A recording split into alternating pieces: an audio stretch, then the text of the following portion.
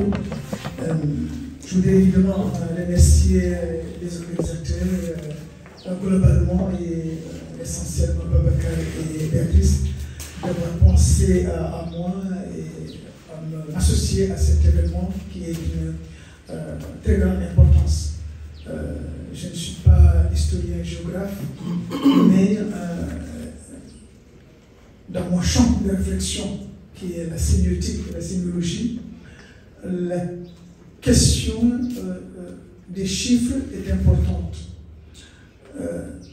C'est vrai que pendant assez longtemps, j'ai été consultant presque principal de ENDA sur les changements, sur les changements de comportement. Et pendant presque 9 ans, j'ai tenu le cours en communication pour le changement de comportement et plaidoyer au CESAC pour les masters de gestion des services de santé. C'est quand j'ai quitté le cadre pour l'UGB que j'ai abandonné les enseignements. Mais les expériences qui ont été relatées par mes deux grands frères, Camara et Fall, suffisent amplement pour montrer l'intérêt que l'on peut avoir par rapport à ces problématiques-là. Je vais essayer de passer par un autre chemin en essayant d'interroger premièrement les chiffres. Parce qu'on a dit compter les chiffres au service de l'éducation, à la démocratie, à la citoyenneté. Je vais donc dans un premier temps interroger les chiffres en partant de l'hypothèse que le chiffre est une diagrammation. Je reviendrai. Dans un deuxième temps, j'essaierai de me demander non pas tant quel usage pouvons-nous faire des chiffres, mais l'usage pragmatique des chiffres. Qu'est-ce que les chiffres font de nous? Troisièmement, pour finir, j'essaierai de proposer, je n'aurai pas le temps d'entrer, mais il me semble que en piste, on pouvait aller vers la mise en place des jeux de rôle et des serious games. Donc, si je prends le chiffre, je rappelle que dans ma discipline sémiotique, sémiologie, la question fondamentale, c'est la question du sens, c'est la question de la signification, c'est deux choses différentes. Et à partir du moment où c'est ça le plus important, je peux me demander un chiffre quand on dit, de toute façon on est au Sénégal il n'y a pas longtemps où on nous disait 1000 milliards ont été trouvés dans un compte, 200 milliards ont été trouvés, tel monsieur a pris 800 milliards. Ça nous paraissait, en tout cas pour moi le villageois, 800 milliards, 1000 milliards, c'est si énorme que j'ai du mal à imaginer c'est quoi. Parce que dans mon village de l'autre côté, je ne suis pas sûr qu'on... Mais l'effet massif du chiffre, 1000 milliards. De la même façon, quand on regarde les statistiques de population, on y dit tant % de jeunes, tant % de femmes, tant % de vieux, ou tant % de Wolof, tant % de... C'est bien ça. Ou bien on regarde, comment dirais-je, au niveau des politiques publiques, on vous dit le budget c'est tant. Mais tout cela, c'est à la fois important et énigmatique. Parce que pour le citoyen lambda, qui est dans mon village à Tiguéré, c'est à 3-4 km de Matam, donc presque à peu près 500-600 km, il ne comprend pas. C'est juste des chiffres. Mais qu'est-ce que ça veut dire que le Sénégal compte 52% ou 55% ou 60% de jeunes? Qu'est-ce que ça veut dire? Qu'est-ce que ça veut dire qu'il y a 60% de femmes? Ou qu'est-ce que ça veut dire que le budget s'étend? Donc voilà, mon premier problème, c'est de me demander, au fond, le chiffre c'est quoi? Et c'est en cela que je dis que le chiffre est une diagrammation. C'est-à-dire, c'est un diagramme, je n'entre pas dans le thème, mais c'est une façon d'iconisation,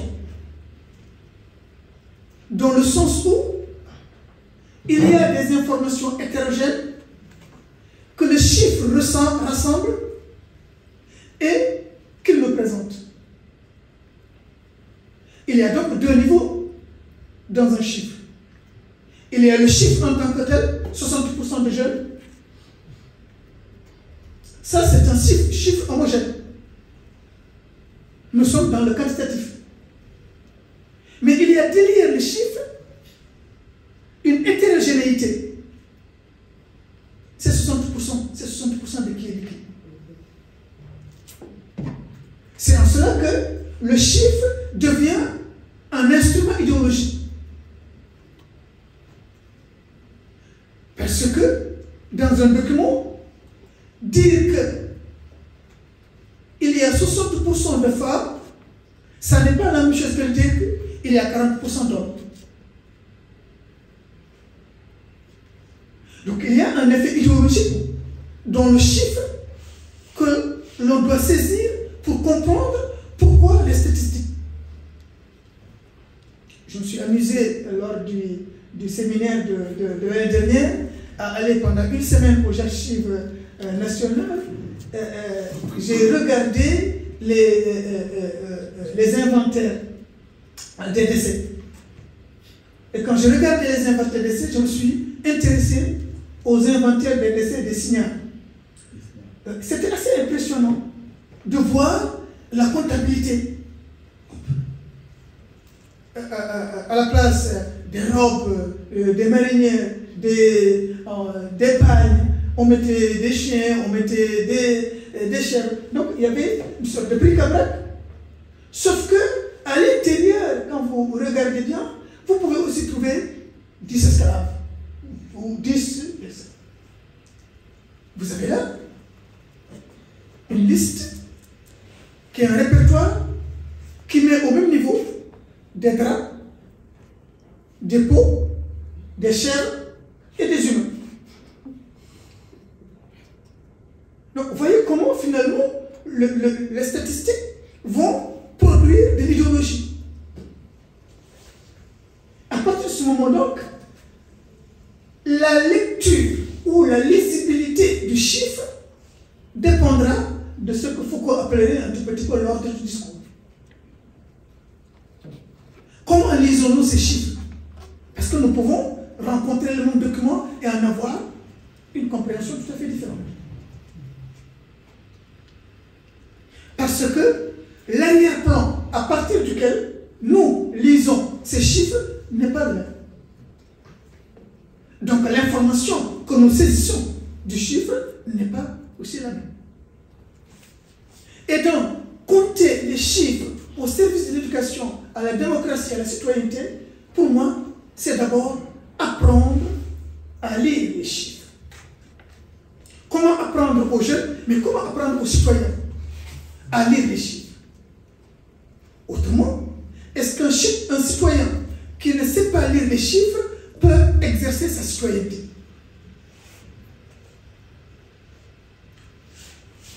Donc c'est ce problème qui m'amène à penser finalement que un chiffre est un processus de codage. Dans le chiffre, il y a quelque chose qui est codé. Il y a une information qui est codée. Pour que je puisse lire et comprendre, il faut que j'ai les règles du codage. Parce que si je n'ai pas les règles du codage, je peux très bien avoir le chiffre, mais je n'aurai pas compris ce que l'on cherche à me donner comme signification. C'est pour ça que il me paraît important, dans un premier temps, de chercher à éduquer les citoyens aux chiffres, à éduquer les citoyens au décodage, à éduquer les citoyens pour qu'ils partagent les règles de l'encodage pour qu'ils puissent décoder. Vous voyez, c'est très basique. Si nous sommes dans cette salle, nous avons deux téléviseurs qui sont là. L'un est abonné à Canal, l'autre à TNT. les faisceaux de canal traversent la salle. Mais un des téléviseurs ne va pas transmettre. Pourquoi? Parce qu'il n'a pas, tout bêtement, les règles de décodage. Il y a un code qui arrive. Mais il ne peut pas le capter parce qu'il ne peut pas décoder. Il ne peut pas donc le capter, le transférer dans son truc et le transformer en lumière. Donc les faisceaux passent, mais ne sont pas captés. Et on vous dit, voilà, votre abonnement est fini. Donc du coup, voilà, votre téléviseur est là, votre boîtier est là, mais vous ne pouvez pas le faire. Donc c'est exactement la même chose. Voilà. Si nous sommes devant des chiffres, surtout qu'aujourd'hui, il y a quelques années, j'ai vu un travail sur l'argumentation par le chiffre. Dans beaucoup de débats, on vous noie dans les chiffres sous prétexte que, de toute façon, ça vaut comme argument d'autorité. Et d'ailleurs, les gens ont l'habitude de dire les chiffres ne mentent pas. Mais si, les chiffres mentent. Mais si. La preuve, c'est que vous avez tout quand les Dioma et Sonko ont pris le pouvoir, le premier élément qu'ils ont mis en évidence, c'est que les chiffres mentent. Parce qu'ils ont refusé de signer avec les institutions internationales sous prétexte que ce ne sont pas des bons chiffres. Mais pourtant, tout le monde les a validés. C'est assez curieux. Quand j'ai eu ça, j'ai dit, quand même, je pense qu'il faut continuer à creuser cette histoire de chiffres. Parce que le fait que les institutions internationales valident des chiffres, et ensuite que quelques mois après on dit que les chiffres sont faux, et tout le monde revient dire que les chiffres sont faux, il y a un problème. Donc voilà le premier aspect. Je ne veux pas aller loin. Deuxième aspect de mon intervention, c'est finalement comment cette éducation aux chiffres va contribuer à la citoyenneté et à la démocratie. Parce que simplement, le chiffrage est un acte politique. Quand je dis acte politique, c'est au sens de Jacques Rancière, de la politique, ou pour être plus exact, le politique est de l'ordre du règlement du tort dans l'espace public. Donc, le politique est de l'ordre du règlement du tort dans l'espace public. Qu'est-ce que ça veut dire? Ça veut dire que nous avons chacun d'entre nous une façon d'accéder à l'espace public, une façon d'accéder à ce que nous avons en commun. Sauf que nous n'en avons pas la même façon d'y accéder. Nous n'en avons pas la même portion.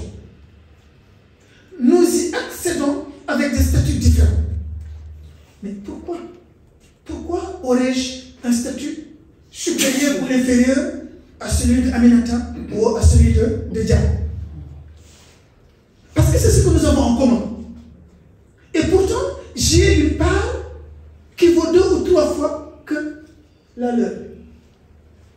Mais c'est ce que nous appelons, si nous traduisons ça dans nos cultures africaines, pourquoi guerre?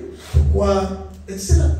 Parce que dans l'espace public, le jeu des castes fait que certains ont plus de parts que d'autres. C'est ça le tort, du point de vue politique, du point de vue. Parce que le partage de ce que nous avons en commun est un partage lié au statut. Or, ces statuts, au fond, sont foncièrement inégaux. Comment donc construire une éducation aux chiffres qui permette à chacun d'avoir accès à ce que nous avons en commun à part égale? Et donc, comment éduquer chacun au chiffrage pour redresser le tort qu'il a eu ou qu'il a donné? Qu'il a eu parce qu'il n'a pas la bonne part, ou qu'il a donné parce qu'il a plus de part que les autres. Or, pour moi, c'est ça la démocratie. C'est le moment où on redistribue les parts. C'est le moment où on recrée de nouvelles inégalités, de nouvelles égalités. C'est le moment donc où on corrige les inégalités. Or, pour pour que l'on corrige les inégalités, il faut permettre aux citoyens d'avoir accès à l'information et de pouvoir utiliser cette information à bon escient.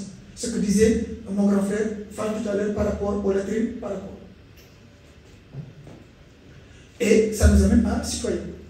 Parce que finalement, je peux être habitant d'un pays sans en être un citoyen. Comment donc, à partir de cette démocratie, à partir de cette redistribution des parts, redevenir citoyen? C'est-à-dire cet habitant de la cité.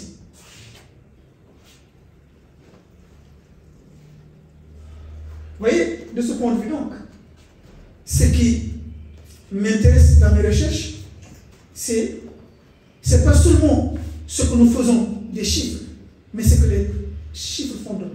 C'est l'effet pragmatique. Parce que l'information contenue, codée, dont les chiffres, les processus de chiffrage nous amènent à prendre des décisions, et ces mêmes décisions ont des impacts sur les politiques publiques, lesquelles politiques publiques ont des impacts sur la vie de vous et de nous.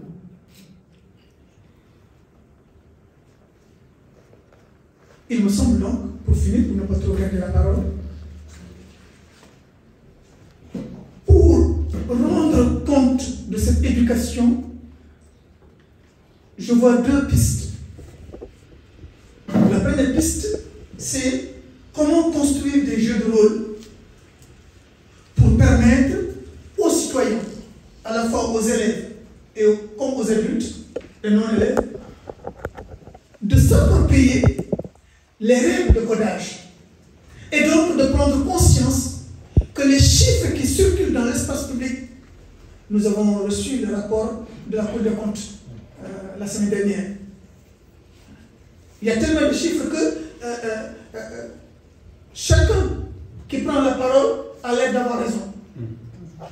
On se dit, mais c'est le même rapport quand même. Qu'est-ce qui se passe? Pourquoi tout le monde a raison avec le même rapport? Donc créer donc, ces jeux de rôle, il est possible de proposer des jeux de rôle. Deuxième piste, c'est les serious games. Je suis un poulain qui prononce de l'anglais, donc ça fait un mauvais anglais. Serious game, c'est S-E-R-I-O-U-S, sérieux, des jeux sérieux. Serious game. Donc c'est des modalités ce sont des modalités d'innovation sociale qui sont maintenant assez courantes dans les recherches participatives et dans les recherches partenariales que nous utilisons un peu avec nos collègues. Et donc il me semble que là aussi, il est possible de construire des jeux sérieux qui permettent aux populations de les utiliser pour prendre conscience des phénomènes, mais surtout pour introduire de l'innovation sociale. Parce que démocratie, citoyenneté, c'est d'abord de l'innovation sociale. Et donc, dans d'autres perspectives, on pourra aller plus loin pour regarder ces jeux de rôle vont consister en quoi, ou ces serious games vont consister en quoi. Voilà un peu ce que je voulais partager avec vous très rapidement. Je suis désolé de ne pas pouvoir entrer dans les détails parce que le temps ne me permet pas, mais voilà ce que je voulais partager en m'excusant encore vraiment de m'avoir.